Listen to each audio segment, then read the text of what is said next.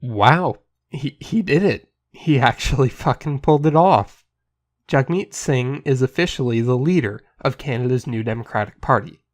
The results were announced Sunday afternoon, and with 53.6% of the over 65,000 votes cast, Jagmeet Singh was elected as the leader of the federal NDP on the first ballot. So first, the elephant in the room. I was not a supporter of his, and my preferred candidate, Guy Caron, actually came in last place. Yeah, I'm disappointed in that result. I'm not even going to say what percentage of the vote he got, because frankly, I find it depressing. However, I'd still like to thank him for running the campaign he did, focusing on bringing forward bold progressive policy ideas to fundamentally change how Canadian society is structured.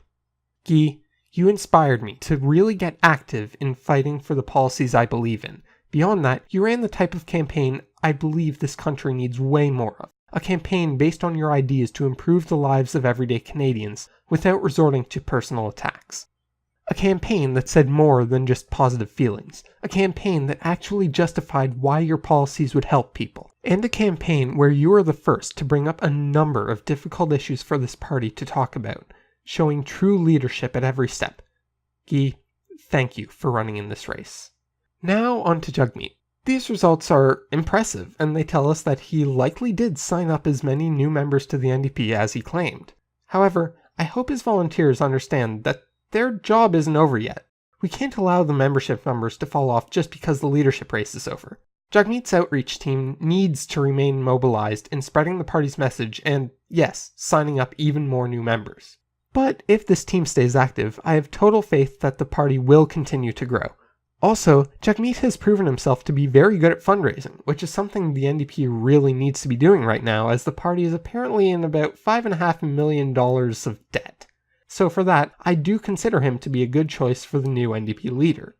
Beyond that, he's an appealing person to support. He's the first visible minority ever chosen to lead a major political party in this country. He's someone who can clearly keep calm under pressure, as seen in his handling of that woman who didn't realize that Motion M103 was a federal motion and as such something he couldn't vote on as an MPP.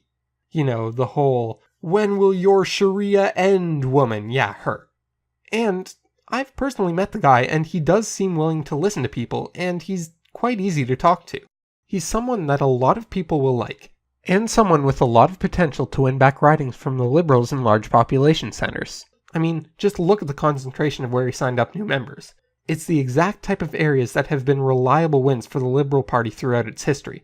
With Jagmeet, the NDP can stand a real chance in those areas, and perhaps even spark the second coming of the Orange Wave. Of course, I also have my reasons for not having him as my first or even second choice. I fundamentally disagree with the style of campaign he ran, where it felt more focused on platitudes and rhetoric than actually explaining what his policies are and how they'll help Canadians. I don't want to go into 2019 planning to campaign on love and courage. I want to go into 2019 campaigning on policy to help Canadians. Now, that's not to say he didn't have a lot of solid policy proposals. He absolutely did. In particular, I'm a huge fan of having a leader who advocates for the decriminalization of all drugs and who can explain it as a strategy that has worked to reduce addiction rates elsewhere. I like that he seems to actually care about electoral reform, even if it did take him forever to finally release a plan for it, and that plan was more or less just copied from Guy's website. But he does care. He's been constantly mentioning the issue since he announced his campaign, and in debates even discussed the issues we face trying to implement it in Ontario as things we should look at fixing.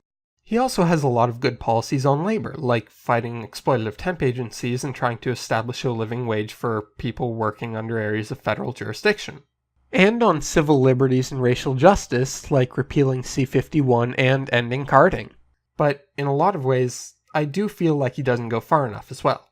His tax plan falls short, his environmental plan isn't comprehensive enough, and I'm not sure his website even mentions making post-secondary education more affordable. But this is where we come in as activists. Our job now is to push Jagmeet in the areas where he's incorrect or doesn't go far enough. To push him to support a guaranteed basic income for everyone, not just the disabled and the elderly. to push him into implementing Charlie and Nikki's ideas to improve internal party democracy, to push him to have a policy to promote worker cooperatives, to reduce the number of hours in the work week without a reduction in pay, to keep our economy competitive through the green technology revolution, to eliminate post-secondary tuition fees, and to make housing a right. Now, to supporters of Nikki Ashton, I understand what you're feeling. I understand that many of you feel that this is a further embrace of centrism in the party rather than the left-wing push we need.